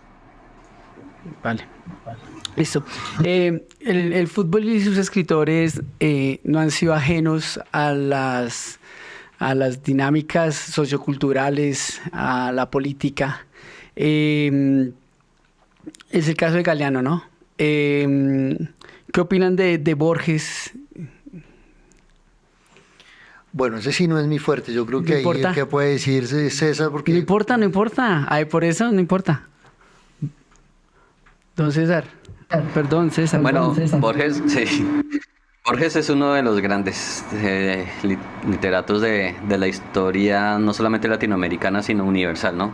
Borges ha sido traducido a muchos idiomas, y además Borges, el cerebro de Borges es impresionante. Todo lo que escribe está profundamente ligado a la física, está ligado a la biología, está ligado a lo que hoy conocemos como la teoría cuántica. O sea, Borges era un adelantado a su tiempo. Y Borges, pues como director de la biblioteca de Buenos Aires, pues su vida era eso, o sea, eran los libros. Y creo que Borges, pues al criticar el fútbol, que creo que es la pregunta, ¿no? De cómo vemos a Borges criticando el fútbol o sintiendo aversión por el fútbol y todo eso, pues yo creo que no hay problema, o sea, no hay problema con Borges. Hay unas, digamos, unas posturas en donde uno debe, lo que plantean es que uno debe separar al artista de su obra, ¿no? Y una cosa es lo que piensan personalmente y lo que hacen personalmente los artistas, y otra cosa es su obra. Y vamos a poner el caso de Woody Allen, ¿no? Todos sabemos las películas maravillosas que hace Woody Allen, pero también conocemos la vida personal de Woody Allen y todo lo que hace él como persona y como, bueno, lo tildan de abusador y hasta de pedófilo y demás. Lo mismo pasa con Maradona, ¿no? Maradona, pues para muchos es el mejor jugador de todos los tiempos y que su obra pues va a ser inigualable, pero también sabemos la vida de Maradona, la vida privada de Maradona y todo lo que hacía y también el maltratador que era, el cocainómano que era, etcétera, etcétera. Y la cuestión es, ¿separamos entonces al artista de su obra o lo ponemos juntos? Y creo que con Borges pasa lo mismo, pues es una actitud que él tenía hacia el fútbol, pero eso no demerita toda la obra, la grandiosa, la maravillosa obra que él tenía, que él hizo. Creo que pues Borges siempre va a ser inmortal en ámbitos literarios, y el hecho de que no le gustara el fútbol pues no se lo podemos criticar, ¿no? Pues obviamente nosotros estamos parados desde otro punto de vista, pero creo que Borges siempre va a ser grande por todo lo que escribió y todo lo que planteó. Y el hecho de que no le gustara el fútbol no puede ser un hecho digamos, de demeritar todo lo que él hizo. Ok. De acuerdo, digamos que por eso quería un poco que esta pregunta la abordara César, porque primero sé que se conoce, digamos, con amplitud esta obra y sobre todo porque él plantea un tema que me parece central, y es que ese es un debate interminable de autor-obra. De hecho, además menciona una cosa que me llega a montones porque, digamos, yo soy, digamos, una persona que le gusta mucho lo que ha hecho en materia de cine Woody Allen. Es decir, que yo sí entré en un conflicto viendo sus películas.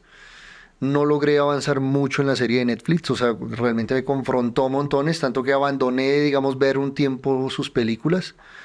Hace poco llegó una aquí a Bogotá que, de hecho, solamente la trajo Cinema Paraíso, o sea, realmente con Woody Allen sí podemos decir que es un tipo cancelado. Y creo que ese es un debate de nunca acabar, digamos. Entonces, yo tampoco, digamos, descalificaría a un autor porque guste o no al fútbol. Ujú. Puede ser universal y odiar el fútbol. Hay escritores que también eran muy buenos y amaban las corridas de toros, por ejemplo, y eso es una cosa que nosotros seguramente lo que no vamos a poner de acuerdo. Entonces, creo que ese es un debate que tiene de largo y de ancho y sobre todo muy de mucha hondura, digamos, que no alcanzaríamos a abarcar el día de hoy. Listo. Osquita, su merced de pronto tiene algún escrito, quiere de pronto leernos algo de su autoría. Bueno, a mí me cuesta, habían unas, cuando hablamos un poco antes de esta entrevista, pensaba en como en eso de estas tusas futboleras que ustedes llaman. A mí me pasa una cosa, y es que cuando hay un partido de mucha tensión, una situación particular, yo no escribo permanentemente, pero creo que cuando estoy muy tenso emocionalmente, escribir es como una vía de escape a eso. Sí, total. He escrito un par de ocasiones como en las previas de los partidos finales. Y hay uno que tengo a propósito de lo escribí cuando fallece Freddy Rincón. Y voy a compartirles como un par de fragmentos. Se llama Adiós Freddy. Acariciando el balón, Jorge Bermúdez lo habilitó para dejarlo mano a mano frente al portero rival. Corría el minuto 37 el primer tiempo, y como si estuviera frente a un condenado ante un pelotón de fusilamiento, Freddy disparó con toda su fuerza, pese a la corta distancia del arco contrario. Era el primer gol de aquella noche de diciembre de 1992. Uno de los 3 que selló la octava estrella, derrotando al rival de patio.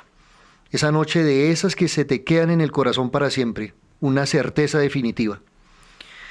Elegir la segunda piel es, para siempre, la definición de lo que harás todos los fines de semana de tu vida. Esa Navidad, como acto de confirmación y de máximo respeto por las decisiones de un hijo, mi padre me regaló la que conservo hasta hoy como la camiseta primera del América que vestí. Él, cardenal desde sus años juveniles, me había llevado por primera vez al Estadio El Campín a los 6 años. Pero la vida, como el fútbol, está llena de imprevistos y sobresaltos. Me llevó a la cancha quizás con la aspiración de hacerme santafereño, y un pequeño Samario y el Coloso de Buenaventura se encargaron de arruinar el plan. Fue América quien ganó aquella tarde y algo cambió para mí siempre.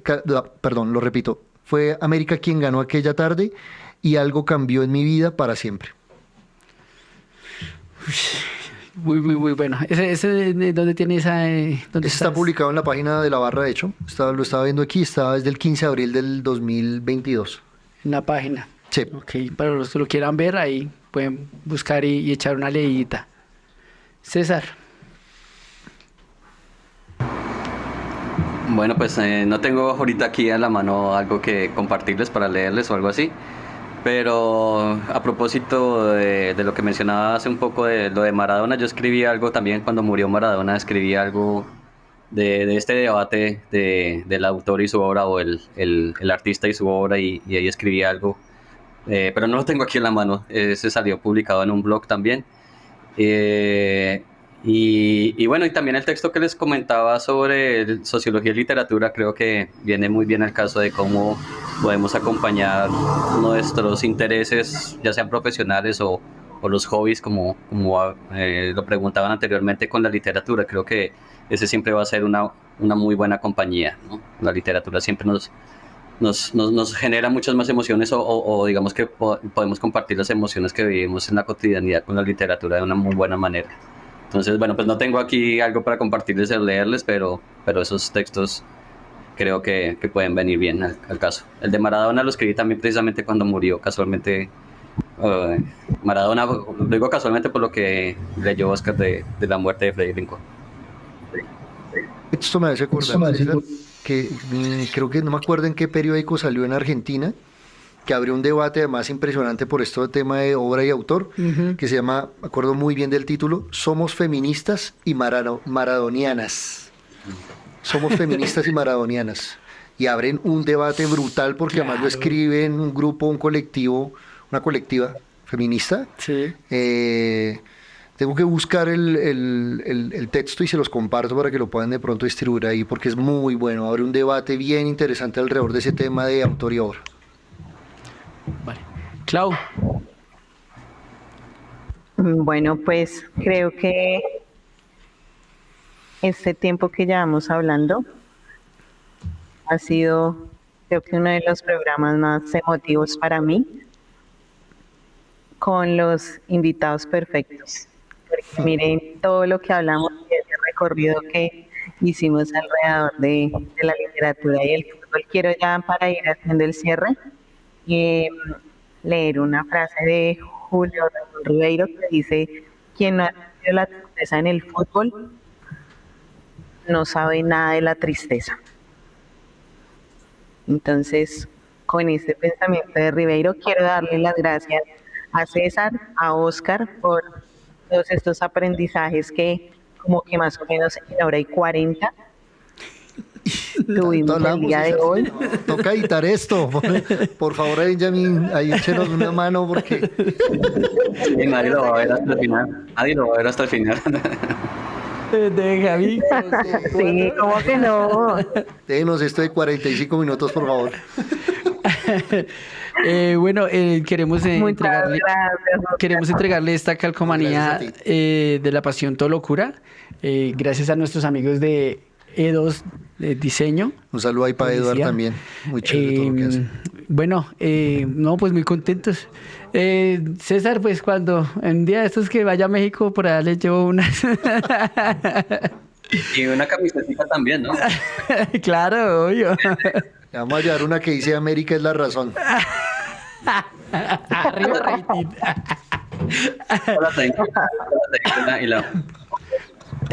Bueno, fue una charla amena, muy rica, muy entretenida, muy sabrosa. Queremos agradecerles a todos las personas que nos escuchan, que nos ven. Gracias por sus likes, por sus comentarios, por compartir este trabajo. Es generando memoria histórica. No olviden seguirnos en nuestras redes sociales, en Instagram, en Facebook, bueno, en TikTok. También por ahí estamos haciendo TikToks también. Muchas gracias por seguirnos y pues no olviden que la pasión toda locura.